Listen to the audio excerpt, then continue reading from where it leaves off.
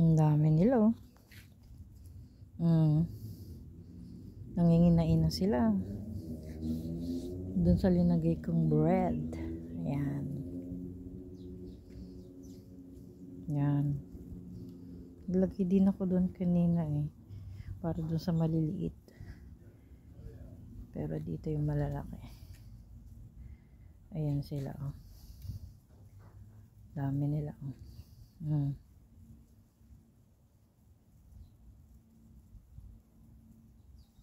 Gandang tingnan, ang dami.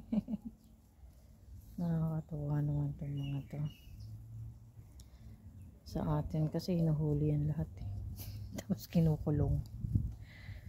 Dito free lang sila. Oh, ang ganda. Oh, sabay-sabay pa silang lumilipad. Pag lumalapit ako, lumilipad na sila. Oh, tapos babalik na naman sila. Yung iba nandun na sa bubungan. O, ayan, lilipad uli yan. Ayan.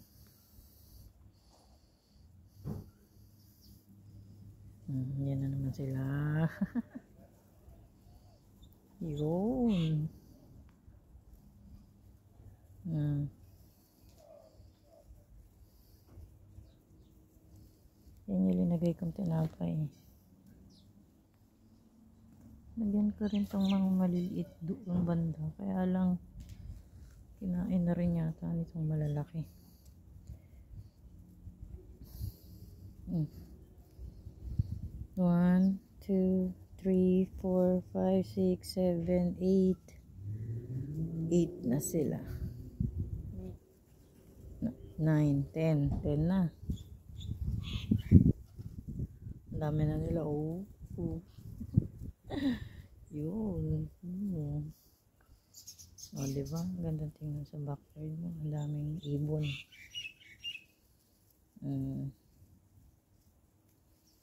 Tadaan!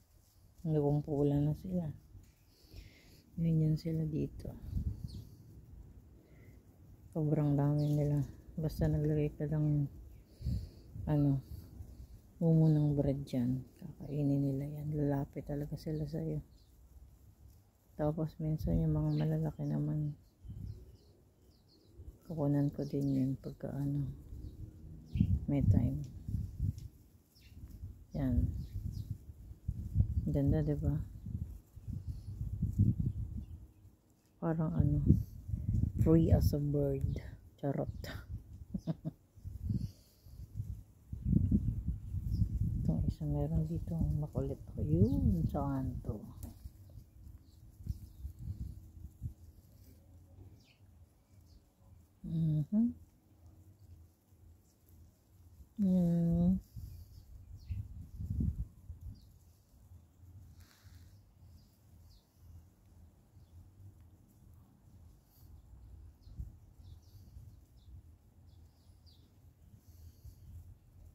Nagtatawag sila ng kanilang mga miyembro.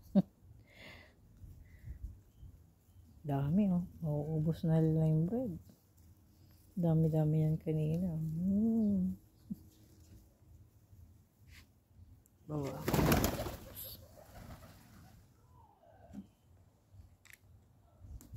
Kala nila siguro bubulabugin ko sila kasi bumaba ako ng hagdan.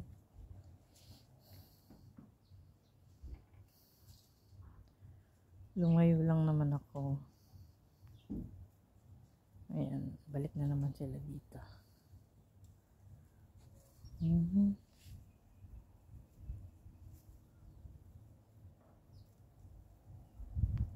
yung isa dun. Tapos yung mga maliliit. Ito, pampulan na sila dito. Pag-aakit ako ng hagdan, akala nila ano nang gagawin ko. Doon sila.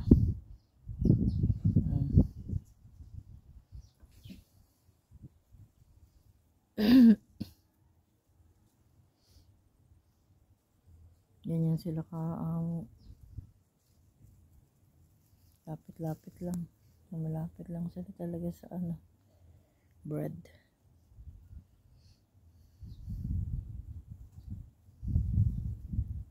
Kasi wala naman humuhuli sa kanila dito eh. Hindi rin sila kinukulong na parang pet. Paubos na yung bread. Paubos na yung bread. Diyan na. Ang sarap tingnan ng mga nakawalang ipon. Kasi parang wala lang silang ano. Yoo!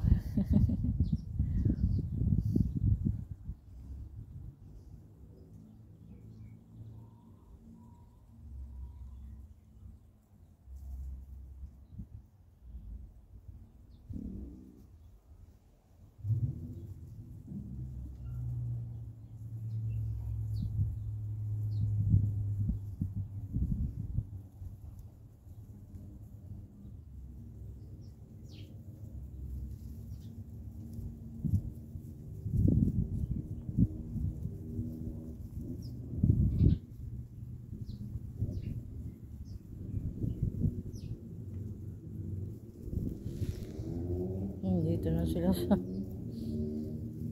malapit sa pa ako.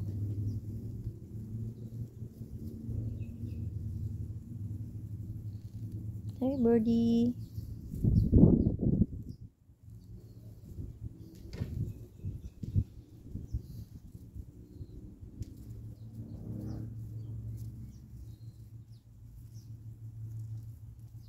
Sarap tingnan mo, ang dami nila oh.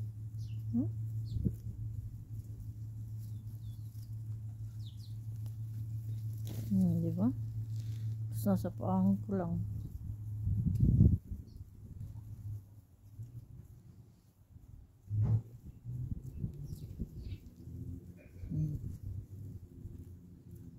Sige, babay na. O tatapusin natin ito hanggang maubos nila tong mga bird, mga bread. Yee! Katawa talaga. Katawa na sa bakuran merong mga kalapati, mga ibon na lumilipad.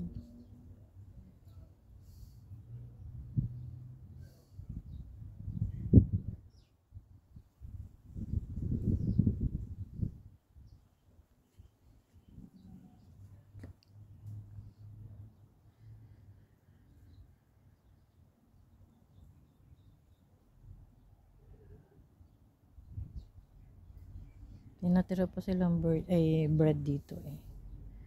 Baka lalapit pa yung iba. Kasi nandito na ako sa may sa Duras. Kaya siguro nagsilayuan na sila. Oopsie! Ayun na sila. Nakapila na sila doon.